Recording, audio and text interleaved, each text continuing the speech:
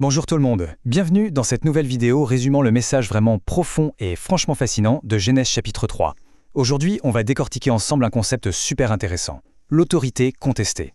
Et surtout, on va voir comment un paradoxe total, celui de la grâce, vient se cacher en plein cœur du jugement divin.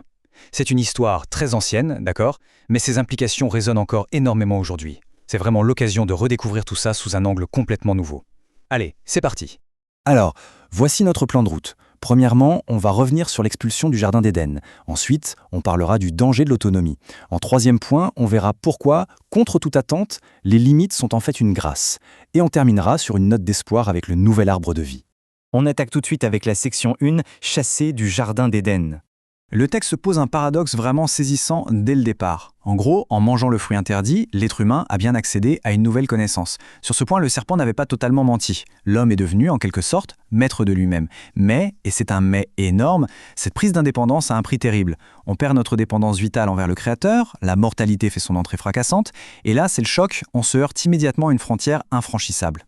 Et cette frontière, elle n'est pas gardée par n'importe qui. Ce sont les fameux chérubins. La source nous rappelle d'ailleurs leurs 4 rôles majeurs dans l'Ancien Testament. Ils sont les gardiens d'Éden, bien sûr, mais ils portent aussi la présence divine, ils veillent sur l'Arche d'Alliance et ils soutiennent carrément le trône de Dieu. Ce qu'il faut vraiment retenir ici, c'est qu'ils incarnent une limite absolue. Être aussi près de la sainteté divine, ça veut dire que l'être humain, qui est maintenant marqué par le péché, ne peut physiquement plus s'en approcher. C'est le blocage complet. Mais ce n'est pas tout. L'auteur fait bien la distinction. L'épée flamboyante n'est pas juste l'arme des chérubins, c'est un élément à part entière. Dans la Bible, c'est la métaphore visuelle par excellence du jugement. Le message est super clair, c'est un avertissement sans appel. Tenter de forcer le passage vers l'arbre de vie, c'est risquer l'anéantissement total. La rupture est vraiment consommée. Ce qui nous amène à la section 2, le danger de l'autonomie. Si la sanction est aussi radicale, il faut vraiment comprendre pourquoi on en est arrivé là. Le cœur du problème, il est dans ce contraste hallucinant. D'un côté, on a la promesse du serpent. C'est hyper séduisant, non ? Devenir libre, totalement autonome, l'égal de Dieu, bref, faire ce qu'on veut. Mais de l'autre côté, la réalité fait mal. L'homme n'est pas du tout devenu un Dieu majestueux, il est devenu une créature anti-Dieu. En voulant couper le cordon, il a perdu sa source de vie et s'est condamné à mort. La confiance joyeuse a laissé place à une quête d'indépendance qui s'est avérée totalement destructrice. Du coup, la source pose une question qui fait l'effet d'un électrochoc. Est-ce que ça valait vraiment le coup de désobéir ? Et franchement, ça dépasse de loin le cadre d'un vieux texte antique. C'est notre quotidien. À chaque fois qu'on choisit notre petit orgueil ou qu'on veut n'en faire qu'à notre tête au lieu de faire ce qui est juste, on rejoue exactement la même scène. On rejette une autorité qui nous veut du bien parce qu'on croit que la règle nous empêche d'être heureux pour au final en payer les pots cassés. On passe donc à notre section 3, les limites sont une grâce. Et là, accrochez-vous parce que c'est un vrai renversement de perspective. Très souvent, on voit cette expulsion du jardin comme une punition super sévère, un peu arbitraire. Eh bien, l'auteur nous montre que c'est exactement l'inverse. C'est une mesure de protection incroyable.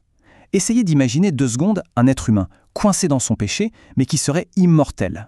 Si les pires tyrans de l'histoire avaient pu vivre éternellement, l'injustice n'aurait littéralement jamais de fin. Un enfer sur terre.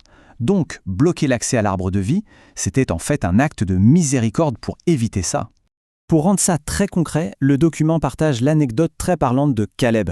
Il travaillait dans une école où la règle, c'était de ne pas avoir de règles. Interdiction de réprimander les enfants ou de poser des limites, à moins qu'ils n'en viennent au point. Et devinez quoi, ça a été le chaos le plus total. Zéro respect, des abus dans tous les sens. C'est l'illustration parfaite de ce proverbe biblique. Une liberté sans aucune limite, ça ne rend personne heureux, ça crée juste de la confusion et de la souffrance.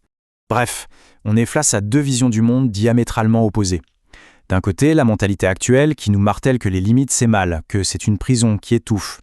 Et de l'autre, la perspective de Dieu où chaque non imposé est en fait une barrière de sécurité placée là par un père qui aime profondément ses enfants. Pour le dire simplement, la vraie autonomie, la vraie liberté ne peut pas survivre sans des limites qui la protègent. On arrive enfin à notre dernière partie, la section 4, le nouvel arbre de vie. Parce que l'histoire ne s'arrête heureusement pas sur un échec. L'analyse nous amène au cœur de l'espoir chrétien, en faisant un parallèle vraiment magnifique entre 2 figures, 2 Adams, qui ont tous les 2 dû faire un choix crucial dans un jardin. Le premier Adam, pourtant dans le cadre idyllique de l'Éden, a choisi la rébellion, ce qui a entraîné la mort. À l'opposé, Jésus-Christ, en pleine angoisse dans le jardin de Gethsémanée, a choisi la soumission totale, l'obéissance, même face à la croix et à la mort. Et c'est précisément cette obéissance parfaite qui devient la clé pour rouvrir la porte que l'épée flamboyante avait fermée.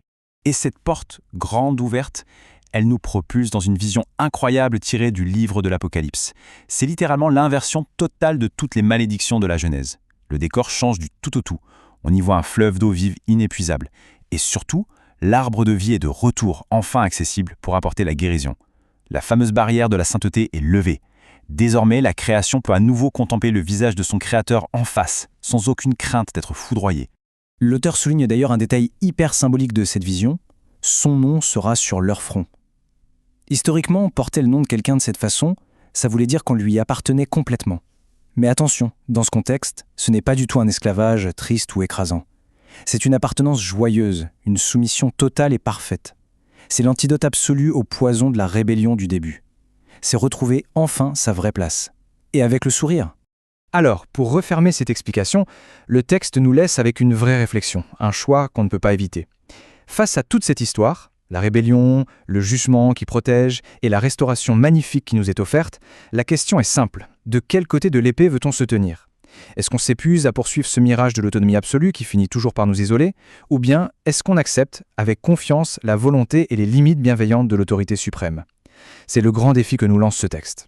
Sur ce, merci d'avoir suivi cette analyse et à très bientôt pour décrypter d'autres textes fondamentaux ensemble.